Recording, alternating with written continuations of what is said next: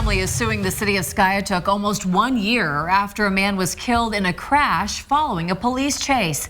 Thanks so much for joining us. I'm Shay Rossi. And I'm Sarah Whaley. When we first reported this back in 2022, police told us an officer hit Michael McKee after he crashed his motorcycle during that chase that ended here in Tulsa.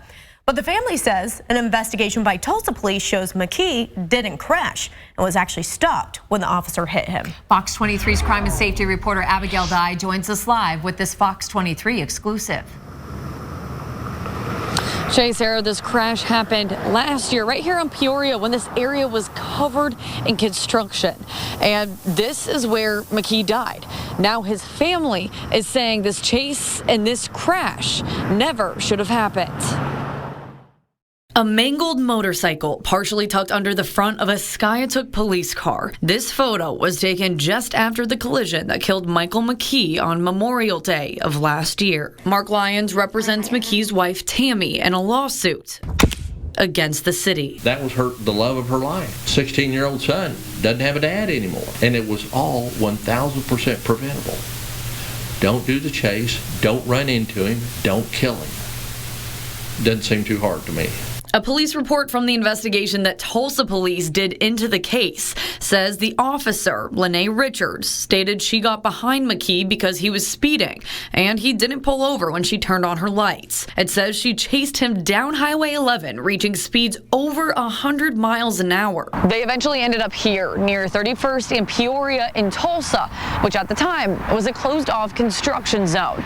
Richards says that she chased McKee through the barricades and then saw him on the pavement with his motorcycle crashed out, saying that she hit him after he already crashed. But later in the report, the investigator says it is extremely obvious that the Honda motorcycle was struck by the Ford Explorer while it was in a still and upright position. He had surrendered. He was giving up, and she ran into him at 37 miles an hour without any skid marks. None. The report goes on to say that McKee was still on the Honda motorcycle when it was struck by the Explorer. A medical examiner's report shows that McKee had amphetamine and methamphetamine in his system at the time of his death. His estate is seeking $10 million in damages for the wrongful death of McKee. His wife and his son, they miss him terribly. I want to see every bit of justice that she's entitled to. I've reached out to both the Skiatook Police Department and the City of Skiatook. I'm waiting to hear back from both of them at this point. Now, Abigail, you said this crash was from a police chase, so were any criminal charges ever filed in this case?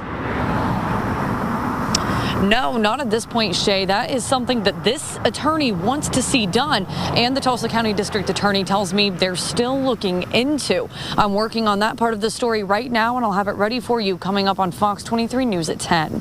Live covering news that matters, I'm Abigail Dye, Fox 23 News.